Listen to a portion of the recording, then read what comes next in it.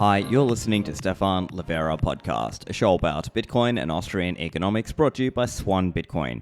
With swan.com or the Swan app, you can buy Bitcoin in a safe and easy way. Swan makes it easy for you to buy Bitcoin using a recurring purchase plan. It's a really good way to automate your purchases, and this way you can help deal with the volatility of Bitcoin over the longer term. Now, with Swan, you can also do a one-time buy known as a smash buy.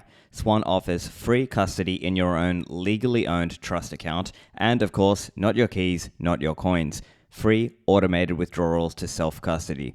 With Swan, you can easily learn about Bitcoin with various resources and free books and articles and podcasts, and also the support team is phenomenal. You can easily get support when you need it. So if you want to stack sats, go to swan.com/Livera and get $10 of Bitcoin dropped in your account when you start stacking with Swan. Now, as you know, in Bitcoin, it's not your keys, not your coins. CoinKite.com are making a range of Bitcoin hardware that you can use to self-custody your coins. They have a range of devices. At the cheaper side of that, they have the Tap Signer, which is about $40. This is an NFC tap card that you can use with your phone with wallets such as Nunchuck. Then, if you're ready to upgrade and get a full secure element or two secure elements, the Cold Card Mark IV is a great choice. It has NFC support, but you can turn it off. You can use micro SD card, or you can directly plug it to your computer and use wallets such as Electrum or Spectre or Sparrow. So to get your gear, go to coinkite.com, use code Livera for a discount on your Cold Cards. Mempool.space is my favorite Bitcoin and blockchain visualizer. You can use it to view the multiple layers of the ecosystem, and it is continually improving, and it's open source.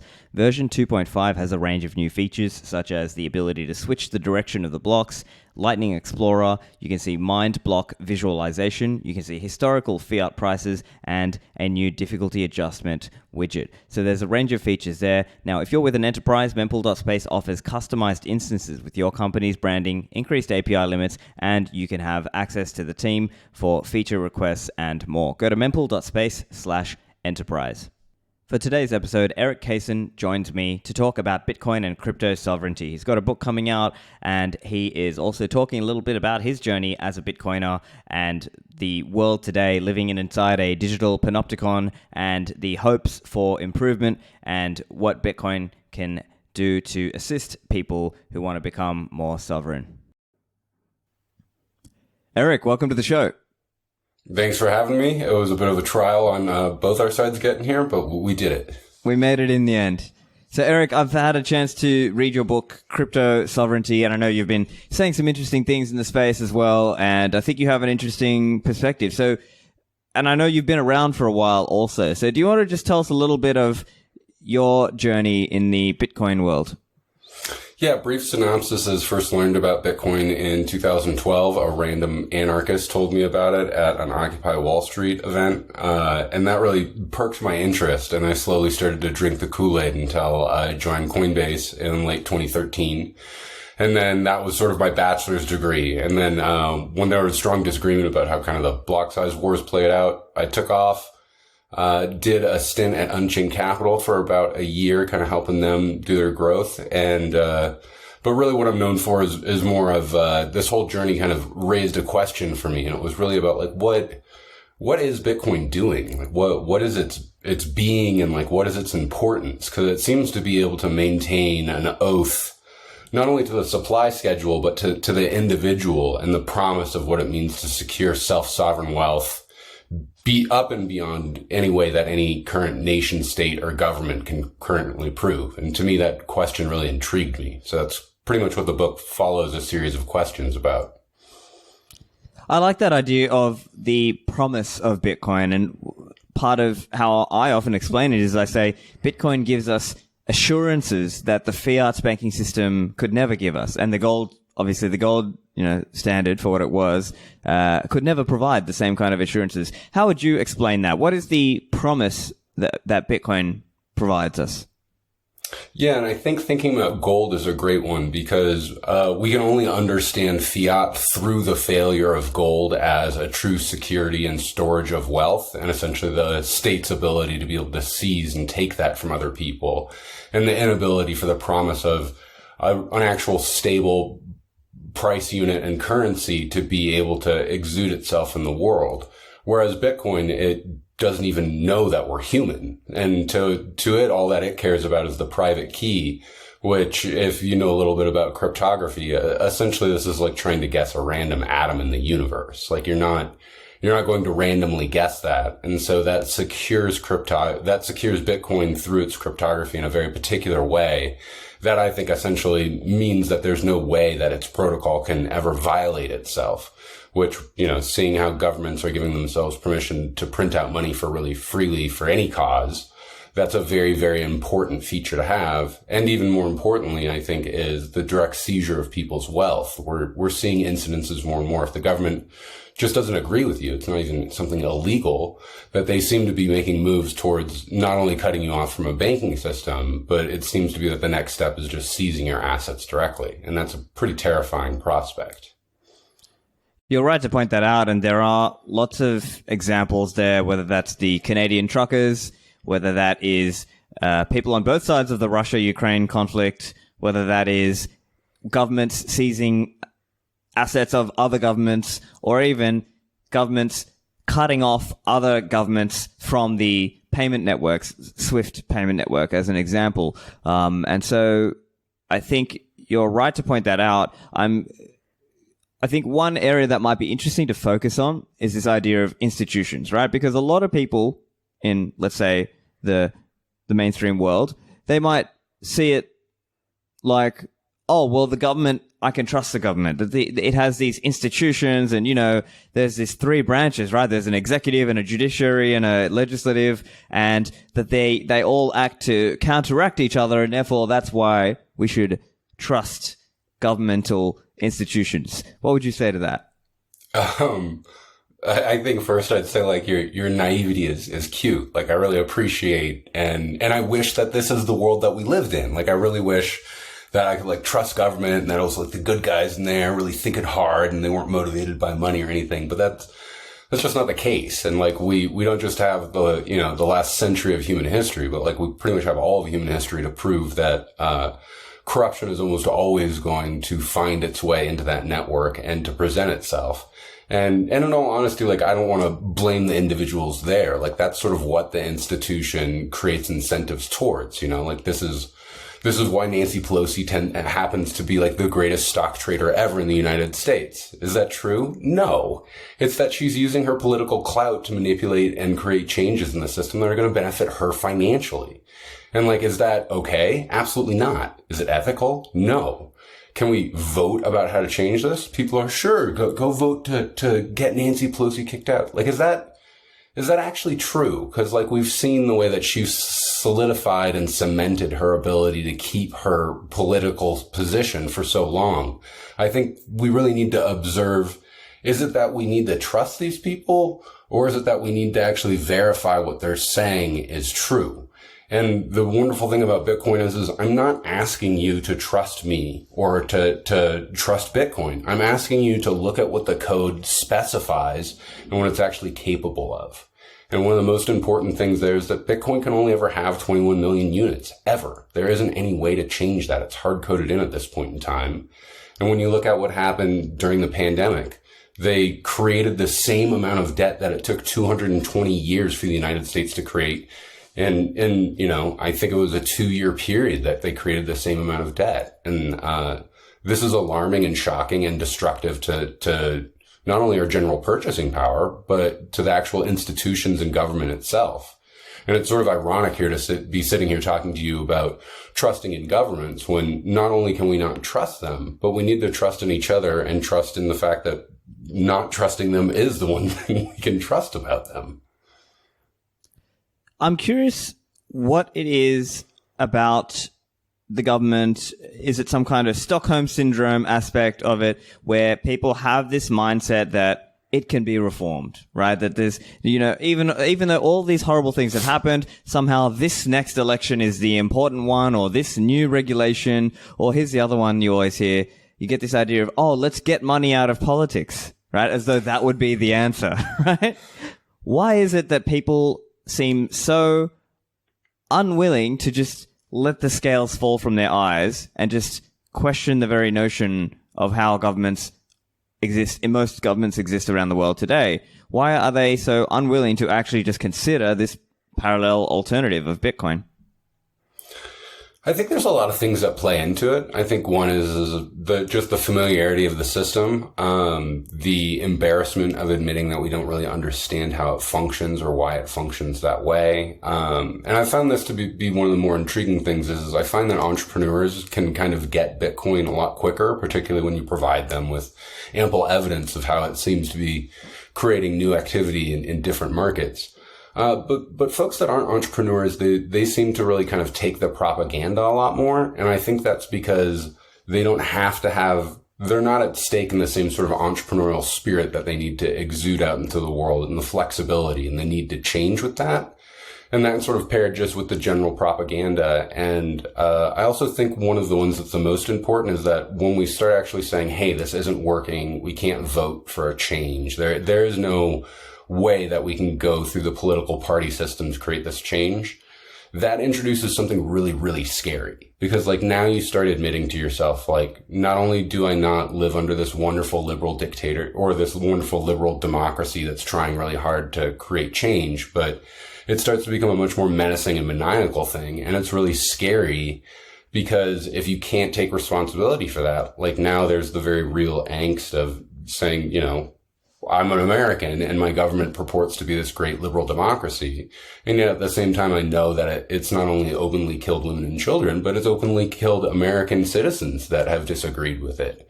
And these are all very scary things that it feels impossible to deal with, particularly if you don't understand what Bitcoin is. And to me, like, that's what was so radical for my understanding of Bitcoin when I finally understood it, was that I was like, here's a real powerful tool in a way that I can actually fight against governments in a way that is not only nonviolent, but that it's actually going to hurt them a lot more than any violent action I could take. It's striking at their purse, and it's doing it in a way that they can't say is illegal or menacing or hurtful to other people.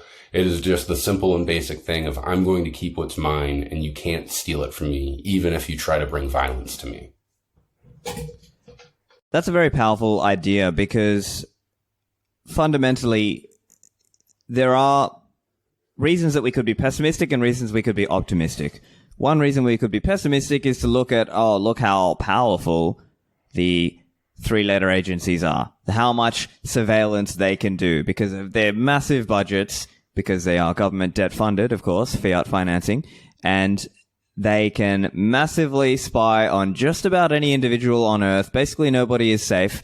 And at the same time, there's this promise of Bitcoin, right? We can secure our wealth, and maybe it's not going to happen tomorrow, but the medium or long-term impact of that, I believe, is that we will downsize the state. We will lower the size of the budget that's available to these big spy entities and to these big human rights abusing entities. And I think that's how I'm seeing, let's say, the promise of Bitcoin, maybe over the long term.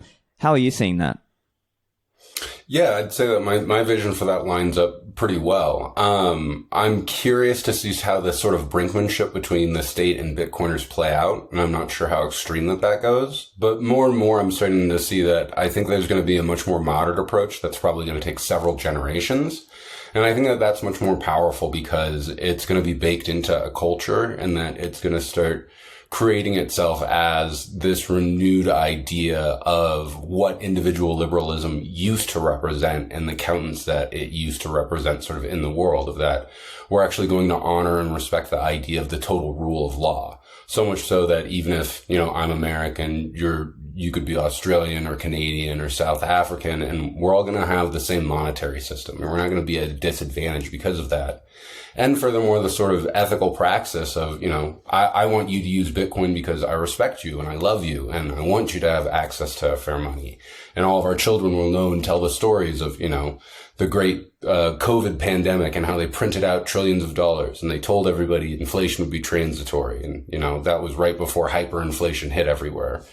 And I think these cultural components getting baked in, it's going to actually start raising the flag of solidarity across the board, where people are going to realize Bitcoin is the most political thing, and not because it is actually representing one ideology or another, but it actually solidifies and returns us back to the rule of law and the respect of the individual as the unit of the entirety of society, and that then being respected is a sacrosanct, and that we can now do that through cryptography in a new way that people understand is so powerful. There's not even a purpose to struggle against it. And that's when the real new society will come about, is when, all of these people in three-lettered agencies and other sort of nefarious organizations go, oh, like we can't fight this. Like, it's just math. And another point to add there is also just the growth of bureaucracy. Bureaucrats, administrators. I think many people have been speaking about this and writing about this. But if you look at, let's say, in the Western world, universities, how many administrators are there versus how many actual teaching staff are there or research staff are there? Or even in the healthcare system, how many bureaucrats are there in some healthcare system versus how many actual doctors and nurses are there delivering care for the patients? And what we've seen is just this massive bureaucracy and government regulation that has really, in some ways, pushed us backwards. There are people who are going backwards in living standards, and we are seeing life expectancies go down, sadly, in certain countries. And, it's really sad to see that, for most of our lives, we've seen this sort of mostly upwards trajectory in terms of life expectancy, in terms of income, GDP. We've seen improvements in things, less infant mortality, things like this. And now, sadly, it's getting to a point where the state is so big, or certain states are becoming so big, so powerful, that they are actually lowering people's standard of living.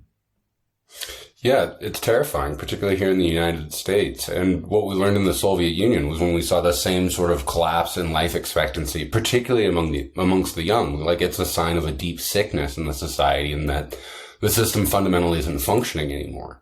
And, looking out into that darkness, it is intimidating to go, whoa, like, we're about to see some pretty cataclysmic change.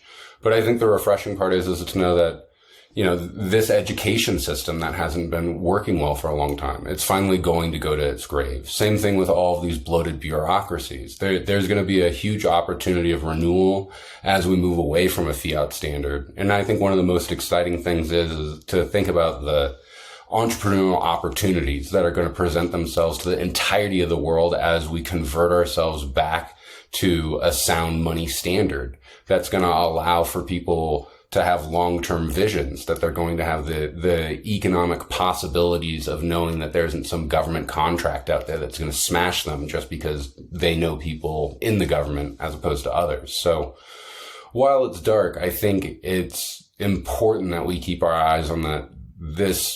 Going through this cycle it's going to be rough, but we have a real answer at this point in time. And and really just education is sort of the biggest thing we can do to help get as many people away from this fiat system that's going to destroy people's wealth, and into the Bitcoin system that's going to at least help people protect what they have.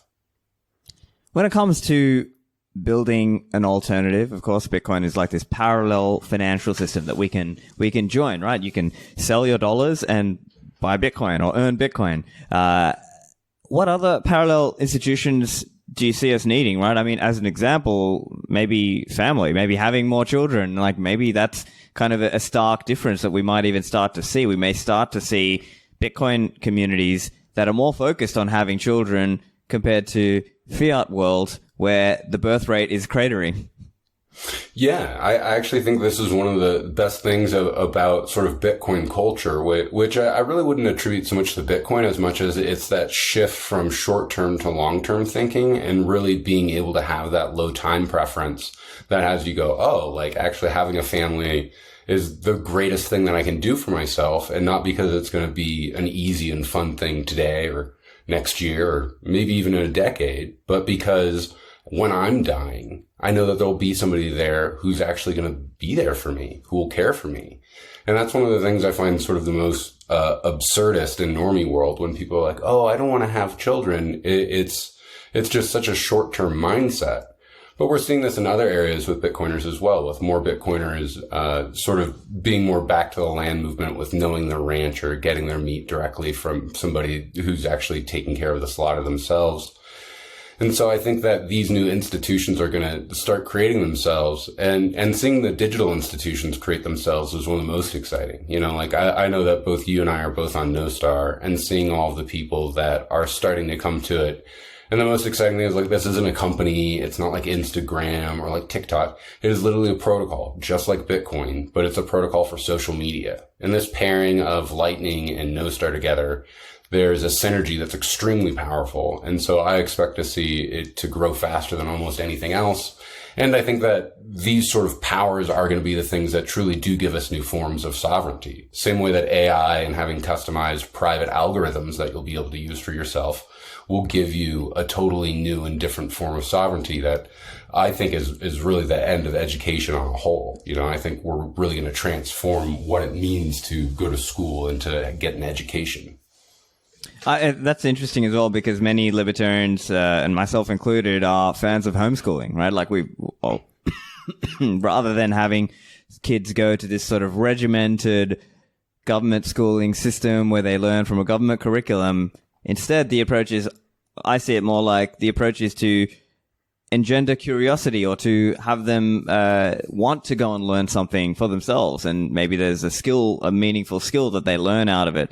So I think that's another example of these parallel institutions. And as you said, Nostra, I think, is going to be big in terms of people being able to really speak their own mind. And we're seeing this because even though Elon is coming out trying to say, right, he was trying to argue, oh, look, I'm going to fix Twitter and I'm going to make it better. I'm going to get rid of the spam and it's going to be a free speech platform.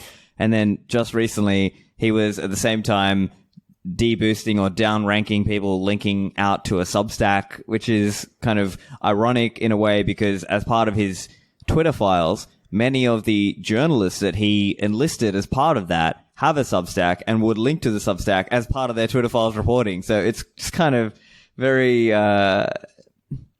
very ironic in a way. And I think it sort of proves out the point. Why are we bothering with all this Bitcoin and Nostra stuff? You know, in some ways it can seem like the hard path, but in another way it can seem like the sustainable long-term pathway.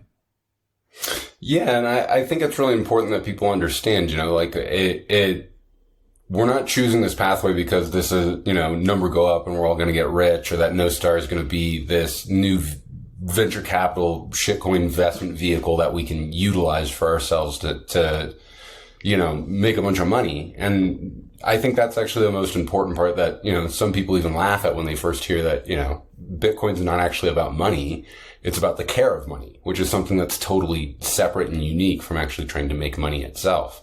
You know, and same thing with social media. Like this is caring about social media, not because we want to post pictures of awesome memes and fast cars, but because we actually think people having something to say is very important. And that relates pretty well to an ancient Greek idea called parousia, which means to have the courage to speak courageously, even if it means that physical harm will come to yourself. And so I think we're starting to enter into that stage where, particularly some of the dialogue we're hearing from the United States, that they could come after Bitcoiners. They could come after, you know, protocol platforms like Nostar. And the real question is how are we going to respond to people to that? And as you say, there may be some governments who make moves against Bitcoin. We've seen this in different parts of the world. For example, the China mining ban. We've seen it in examples where, let's say, the Indian central bank is notoriously anti-Bitcoin. We've seen examples where, let's say, Pakistan tries to make moves against Bitcoin. But at the same time, we've seen peer-to-peer markets grow massively in those same countries. So that's a quick example. I also believe we will see more of a sovereign individual thesis where people move countries, whether that's El Salvador or UAE or somewhere else. I think, or, you know, for you Americans, somewhere inside into a different state in America. So I think we're going to see that. I'm curious how you're seeing that. Do you see that as, you know, people will shift, people will move for better Bitcoin or better laws? It's funny because originally I was like, I'm not sure if that could really play out. But like as we're as we're watching it actually play out, I'm starting to go like, oh yeah, actually, because it very much is sort of seeing it grow louder and louder and the moves against it happen. And like, this is perhaps an unfair comparison, but like, I have to imagine that Romas and Jews in Nazi Germany, that this starting to see some regulation come out against them. They're like, okay, yeah, like, we'll deal with that. Sure. We'll wear the armband. And it just continues to escalate, you know, and I have to question, particularly with sort of the draconian stuff that we're seeing come through U.S. Congress, like, I get that this is an extreme idea to think that your government would hunt you down to try to take your Bitcoin, but I need to point at the past of particularly Executive Order 6102 that the government has literally hunted people down for their assets that they directly own, that they have declared illegal through a state of emergency in this way. And so it's very important to not just relegate this out and say that that's not possible, and to actually include it. And so I think here in the United States, it's really great that there seems to be a number of states that are starting to pass pro legislation that is really going to see to protect people's individual Bitcoin, and also seeing, you know, really friendly regulation that's happening out in the world, whether it's somewhere like El Salvador or Madeira or the UAE. And I think all of this actually pretty much plays into Bitcoin's game theory on a nation state level that marries up perfectly with the sovereign individual thesis, is that essentially, as we're going to go into economic turmoil and we're going to shift away from the Bretton Woods system, there's going to be massive opportunity for countries to choose to have friendly Bitcoin regulation similar to El Salvador. And I think that that's going to be a really positive move that I'm even starting to explore now as well. And I didn't think that that was going to be something in my lifetime that I would be exploring, but I'm really scared from a lot of the insane dialogue that I'm hearing here in the United States. And I want to find somewhere reasonable. Yeah, and I think it's totally natural to start thinking about these things, especially once you've been in Bitcoin for a little while. It becomes a significant portion of your, you know, net worth and kind of how you're viewing the world. It's only natural to then start thinking, well, what jurisdictions are favorable for me and for my family? And so, you know, I think that's an interesting thing. I think multisig, honestly, like multisig is such a big game changer that I think it really makes it a lot harder to seize your coins. So, you know, I'm a big fan of multisig. I use multisig. I often talk about it and promote it because I think if it were more mainstream, it would make it even harder to run any kind of 6102, you know, custody attack, right? Because if people are especially if they're playing the game with multiple jurisdictions, right? Let's say you have multisig and you have keys in different jurisdictions. It just takes it to another whole level of difficulty. Now, we have some time to go before we get there because I think right now it's probably, you know, it's enough of a battle to get people to take their coins off an exchange or off a custodian, just full stop, right? To even just use single signature, right? That's even a big win. But I think maybe that's kind of the longer term is if this technology and the techniques around it can be mainstreamed, normalized, made easy for the masses. I see that as being protective in some small way, right? Or maybe even a big way. What do you think? Oh, absolutely. I mean, this is one of the reasons why I chose to work with Unchained early on when I saw the model that they had for multisig. And this was also one of the things I told them pretty early on in the company. I was like, I think you guys need to get key signers in all sorts of different jurisdictions and have people plug and play whatever they want depending on what works best for them. Because I think multi-jurisdictional play is the best. And even past that, like we're only scratching the surface with some of the stuff that multisig can do. And I think it's really interesting to consider that like Bitcoin's extremely rudimentary and brittle right now. You know, like it hasn't really been fleshed out to its fullest extent in terms of both UI and usability, smart contracts, all sorts of different things, particularly with what Taproot has enabled. So I think that this is one of the places I'm the most excited about. And funny enough, I was actually speaking to another Australian individual earlier this week about methods of doing multisig that essentially it's not even a business anymore, but it's sort of some strange collective model where like you're just going to do key signings based off of your reputation and being able to extract various keys from an XPub in such a way to be able to do various signatures. But it was a really fun idea, but it was just an example of sort of some of the new things that are going to be premiering. And I ultimately think that this is how large collectives of individuals are going to be able to stand up to the state. Because when they do come, they'll say, hey, look, we only have a few keys. We can't do anything here. They're in other jurisdictions and they know we're in danger now. They're going to take that money and they're going to use it to start a legal battle against you here because we actually have secured our wealth in a way that means that you can't just come here and steal it from us. And on the whole topic, obviously we're talking about crypto sovereignty and this new form of political power. I know this is also something you've been writing and speaking about in terms of quote unquote crypto, right? And I guess being skeptical of, let's say, fake decentralization, right? Or of coins that are, let's say, they have a very paper thin justification or rationalization for, these altcoins to exist and things like this. How are you thinking about that? Because I understand at the same time in your book, you sort of spell out that, it's not that there's nothing else that could have value. It's just that you need to, I guess, impose a very high bar before you, let's say, take that idea on board. So can you elaborate a little bit on your thinking there? Yeah, pretty much in that, particularly with the amount of shitcoinery and ICOs and just absolute garbage projects that we've seen from NFTs to everything in between.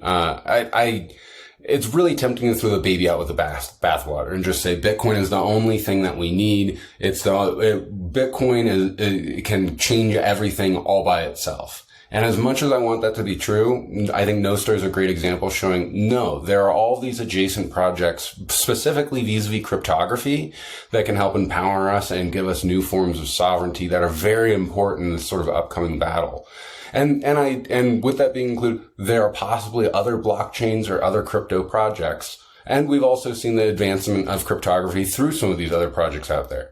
But is there something that's going to act as a monetary asset in the same way as Bitcoin? No. Is it possible that something else could probably come along that could serve the same sort of monetary basis? I'm of the opinion no. I think Satoshi did something Promethean in his production of Bitcoin and the way that he displayed this to the world, and that he literally discovered the only thing in the world that has fundamental uniqueness about that. Are other projects free to come along and try to take on that mantle? Absolutely. But if you come at the king, you better not miss. And that's one of the things I tell to all the other proof of work LARPs out there is go ahead. If you guys can suck up as much energy as Bitcoin, maybe it's true. But at this point in time, you guys are a drop in the bucket comparatively to everything else. So am I going to bother with your project? No. Am I going to wish you luck? Sure, because I want those same things out in the world. I just don't believe you and your team have what it has. So to me, that's my perspective about it. And, I specifically kind of wrote that because I don't want to close the door on some great projects out there, stuff just like Nostr, where people are interacting with cryptography in fun, new, novel ways. And thank God they didn't add some stupid shitcoin onto it, like, with the various Ethereum projects that are trying to do something similar. Yeah, that's a great way to put it. And I know perhaps Adam Back has made a similar comment as well, because he was saying when he was getting into Bitcoin, he was looking and saying it exists in this sort of specific place from a design perspective. And he was saying that even little changes would sort of make it less optimal. And he was saying that there were just kind of only certain combinations that really made sense for Bitcoin. And so I think it also aligns similarly with comments by our friend Gigi, who has also spoken about this idea. And he kind of explains it like, look, you don't improve on the wheel by like slightly changing the angle of the, no, like it's kind of, this is the technology. This is how it is. You're not going to meaningfully improve Bitcoin by just tinkering on little parameters here and there. And of course, in years gone by with various shitcoins, as I'm sure you've seen in the past, there are examples like, Litecoin with, faster confirmation, quote unquote, faster confirmations and things like this. Of course, these have been roundly criticized for not really offering meaningful innovation. And as you said, it is possible to innovate without tokens. So, for example, Nostra and perhaps even Keat is another example, right? Keat is an example where you can have peer-to-peer calls and there's no token required. They're just using, if you want, you can connect a Bitcoin and Lightning node to your Keat, and kind of in a similar way with Nostra, there's this idea that with Nostra you can have zaps and you can zap each other Lightning, and it's just a protocol that people are using without bringing in a new crypto token, like a free floating monetary token. Of course, there is tokens in the kind of cryptographic and security sense, but here we're talking about tokens that have a monetary value, because I think coming back to what we were saying, human institutions are very fallible, and whoever can print money will. And so I think that's kind of how I'm seeing it, is that I'm a lot more inclined to get on board with the project if they don't have a token, because I just also wanted to point out, going back to the Promethean idea, what Satoshi did was so important was because he also stood next to what he did. It's clear that he did this because he truly cared about money. He did not care about making money. Every single other project that I've ran into that has founders, this is about them making money. And this is one of the things that pisses me off the most, whether, the first one that comes to mind is Definity, the internet computer. Funny enough, I was high on acid and I debated him at Burning Man about this whole topic. And what it really came down to is that he believed he had some new innovation that he had a privilege that he should get rewarded for. And I pointed out that it just wasn't true. That if we're really trying to actually build something that's unique for humanity to have, this should be a gift that we freely give to people, and particularly around money. This is the thing that is of the utmost importance, that we can't solely with our own economic benefit, because this is about everyone. This isn't just about you or me or the United States or even our time right now. This is about the world and all of the future to come, and what it means if we do have a free and open money that everyone everywhere could use, and what that promise means and how it changes our actual experience of life and being as human beings. The world where everyone understands Bitcoin and that we're on a Bitcoin standard, while it is radically and fundamentally different from this world, it still has all the same people and features and matter in it. It's just going to change in the way that we look at it and understand it and interact with it with each other in a much more meaningful way, in my opinion. And when it comes to, I guess, profit, right? Because that's an area where we've seen in this space people sometimes hide behind a kind of faux libertarianism and saying, "Oh, what do you mean? You're not pro free market? What's wrong with people making money?" kind of thing. Whereas and maybe the way I'm seeing that is, I think the Bitcoiners, or let's say the, Bitcoin maxis, for want of a better term, are just imposing a higher ethical bar, right? They're just saying, really have an extremely high bar in terms of honesty about what that project is, what it's doing, as opposed to, I think, the sort of more shitcoiner, quote unquote, libertarians who maybe taking more of a caveat emptor sort of you take whatever risk you want with it kind of thing, but maybe there's an element where there's a gray zone where some of them are kind of exploiting that because they know, oh, look, I can make this token where maybe I, as the founder, or me and my friends, we get a little pre-mine allocation of coins that we can then dump on the retail and the greater fools who are coming into the system. And maybe that's how I'm seeing a difference in the mindset. How are you seeing that difference in mindset?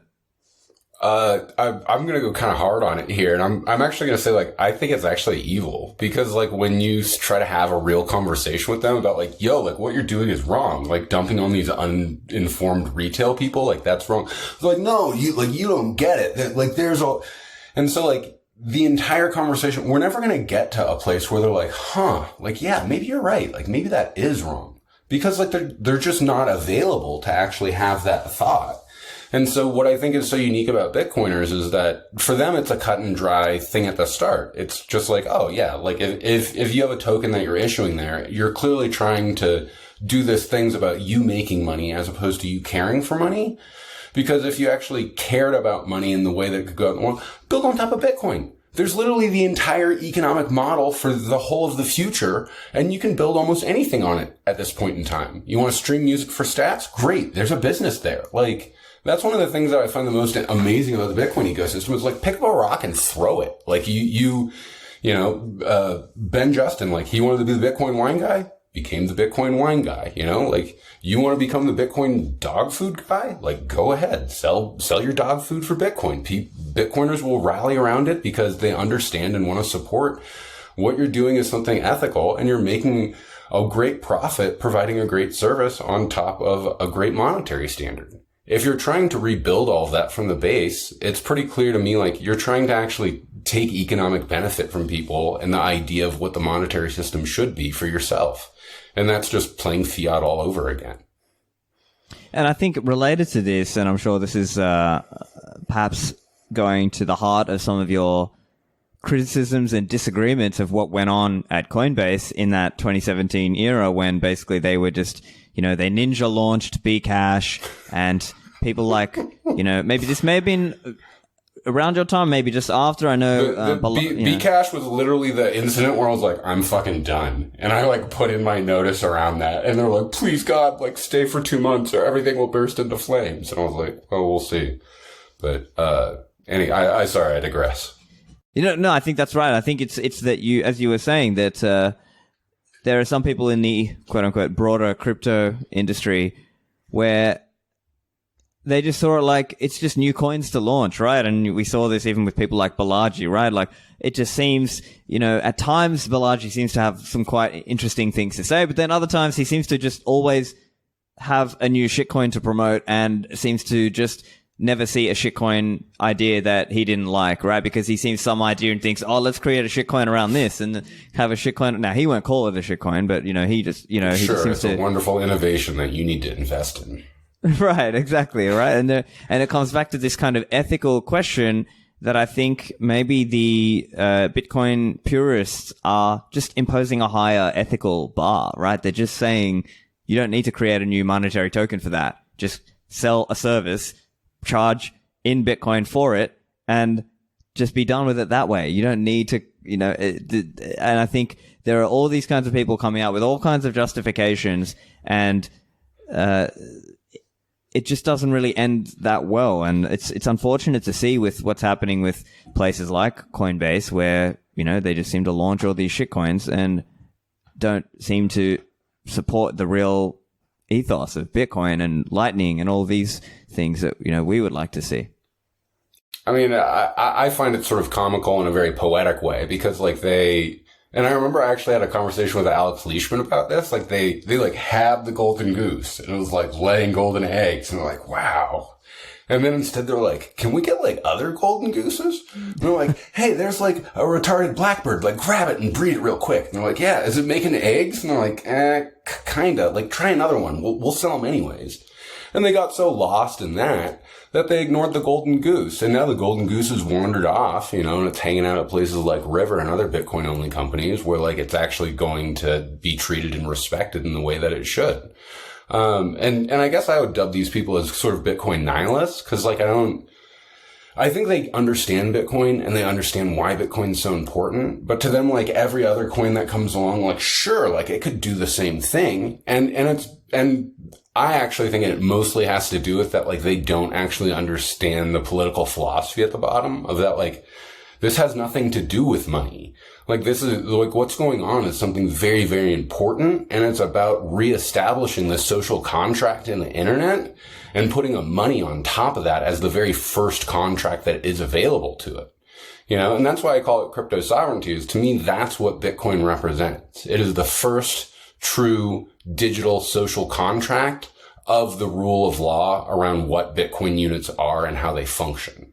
And we've never seen or experienced something like that before. And the possibility of building a collective law for all of humanity to freely use for themselves is possible on top of Bitcoin. I don't see that possibility on top of any other shitcoin. And I actually see a very extreme danger around things like Ethereum that can now work with states directly in order to steal people's money. And that's a terrifying prospect that I think most people in crypto never took seriously, and that the Bitcoin nihilists specifically can't really even consider, because the state sort of is their god in many ways. And I think it's important that people really consider those political dynamics when understanding why Bitcoin's unique. When it comes to corruption, I think this is an area where, of course, we can be quite critical of shitcoins and their ability to be corrupted or centralized and taken over. We do have to also ask the question about Bitcoin as well, right? And I think that's, to be fair, we should ask that question. Can Bitcoin be corrupted? And what should, if it could, what could be done about it?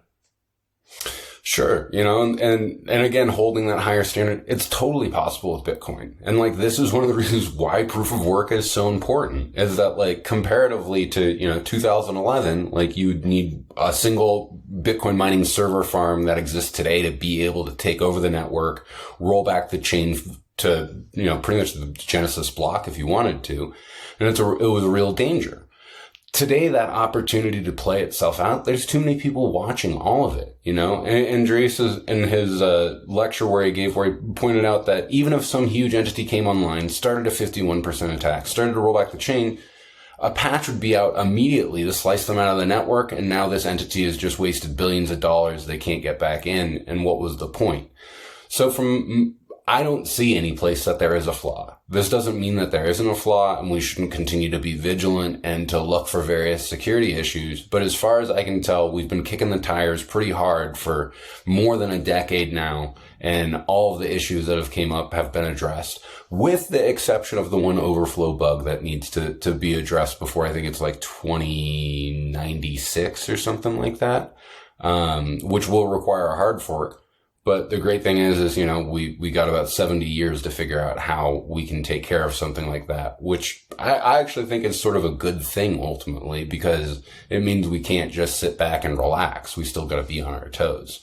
So yes, while Bitcoin still is under all of the exact same threats of those other projects, it just has a higher bar it's been held to, and it got a running start. To me, that's the most important thing, is that with how Bitcoin was developed and the running start that it got, it's clear that by the time Satoshi left, that this was on the radar of three-lettered agencies. So that means to me, any project that came after that has been surveilled to the extent that it's compromised. It's a fair position to hold, and in some ways it's just difficult to go back to recreate Bitcoin because of the environment that it came from and the way things were at the time, right? Because obviously, here we are, April 2023. If someone starts a coin today, that's very, very different to somebody starting a coin in January 2009 with the white paper out in 2008 in an era where there was no such thing as, cryptocurrency coins, right? So it's just a different thing. One other area that I think is an interesting discussion is this idea of, well, it's kind of is it a religion, right? Is crypto a religion, and is statism a religion? Is it that, you're trying to get people to change their religion in a way? I mean, this is a fair question. And I think, first of all, the words religion are an extremely loaded word, because we're actually talking about people's belief systems. And when it comes down to a belief system, Bitcoin's absolutely augmenting people's belief systems. And it's a belief system that's moving from being in a fiat world mindset to one that's much more truth oriented. And a lot of my book is based around this idea of the Hobbesian notion of what sovereignty is. And Thomas Hobbes says that the state's sovereignty is based around essentially what fiat is, which is that authority, not truth, is the finer purveyor of legitimacy. And that's what we have today with the US dollar. The central bankers decide what a dollar is worth and valued and how many that there are, and you must accept that as legal tender. Is it true? Does the actual accounting of how these units work and function at the bottom truly account for themselves? No. There's no fundamental way that you can actually do that accounting. And so I think what is really happening to Bitcoiners is that they're making a choice to reject the generalized authoritarianism, which when I say that, I really want to loosen it beyond just political authoritarianism, but think about stopping at traffic lights, listening to, what the doctors are telling you as being the truth, what the news is telling you as being the truth, all of these various things. And instead of us operating from a proof of stake system, where we're taking what the authority says to us to be true and moving forward from that, we're saying, hey, do proof of work. If this thing is actually worthwhile, we should be able to follow the chain of logic to understand what it is. And so I think what's happening for a lot of Bitcoiners is as they understand the ruse that is fiat and they understand the promise that Bitcoin offers and the way it can't violate those things, there are true spiritual transformations that are happening in people because, and this is what I believe, happened to myself and with my work is that it rescued me from this very deep, bitter nihilism where I thought there was no way that we could transform the world and return to a happy, great world where people are self-sovereign and freedom and liberty is reigning for most people. No, that was defeated because of how dark and nihilistic this whole system was. And what Bitcoin offered me was, no, truth is actually a meaningful thing in this world and people value it and they see it and they understand it. And most importantly, if you offer that to people that are ready for it, they will pursue it. And so for me, I'm at my point in my Bitcoin journey that I am meeting more and more people almost every week who are telling me, hey, Bitcoin has radically changed my life for the better because now I can see that truth is something that matters in the world. And it's very interesting how it transforms for people in different ways, whether they choose to go start a whole new life or whether they're just eating better and choosing to have a more long-term perspective. Yeah, I think that this is really substantially affecting people's belief systems. And I ultimately do think that it will probably create itself as, I don't want to use the word religion because it's such a loaded word, but I do think that communities of people who this will be a sacrosanct for them will become something that we'll see in the world, and it'll be pretty great. I do wonder, I think I agree with you about the belief system point, but it eventually reaches a point where it won't be meaningful to be a Bitcoiner, right? In the same sense that today, we don't call ourselves interneters, right? We just use, we just use the internet, all right? There's not really communities of US dollar where they get together and, maybe you could argue I don't know, personal finance or maybe macro bros talking about the dollar milkshake theory or something, but you get what I'm saying, right? Eventually it won't make sense to have Bitcoin podcasts and Bitcoin books. It'll just be money, right? It'll just be the thing that everyone uses, but that's kind of in the far off future. And, I think I agree with you that, in a way, it's a competing belief system with statism. And I think that's where let's say in the short and medium term, that's where, it is. So yeah, I think,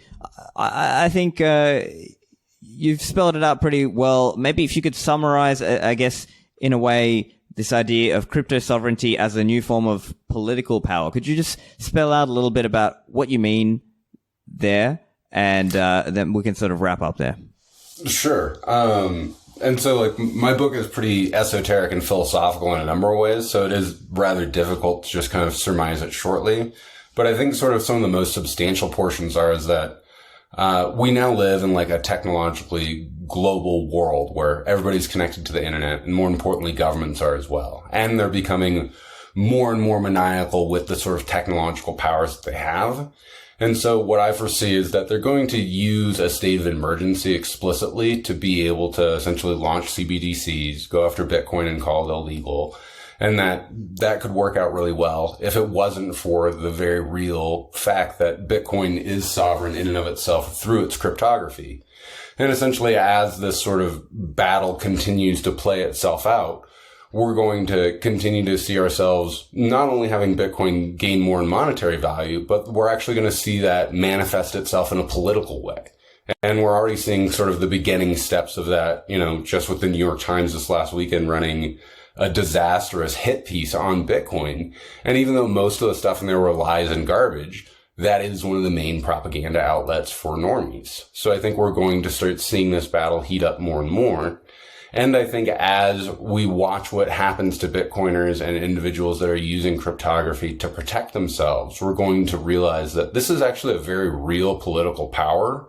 And that as we start using it more and more, we're going to find that the crypto wars kind of went into being a crypto cold war that's now becoming a hot war once again. And so we're really kind of connected in a way to that war that happened in the 1990s today. And we're also seeing with some individuals in the space trying to push this idea of that Bitcoin is a kinetic weapon again, which is moronic considering specifically that, that's what we countered against in the 1990s. We went away from classifying cryptography as munitions specifically because we could see it was speech. People put on t-shirts and walked through airport security with entire private keys printed out on their t-shirt to show that very point. And I think it's really important for anybody who's trying to play up this idea that they understand even as much kinetic power as there might be available to it, it does not break the fundamental functions of cryptography and the protection that your private key offers. And that in and of itself puts that theory to bed, in my opinion. So I think that was a brief ramble about some sure. work. So I guess finishing off, where can people find the book? Sure. The book is going to be published by Bitcoin Media. We're still in the editorial process today, but if you'd like to check out most of the essays preliminarily, I have most of them on my blog at cryptosovereignty.org. And if you just want to listen to my kind of crazy rants that I like to go on, you can find me on Twitter just at my name, which is Erik Cason. Fantastic. Well, enjoyed chatting with you, Erik. Thank you for joining me today. Thanks, Stephan. Show notes are available over at stephanlivera.com/471. As always, I appreciate if you share the show so your family and friends can also learn about Bitcoin. Thanks for listening and thank you for helping me out. I'll see you in the Citadels.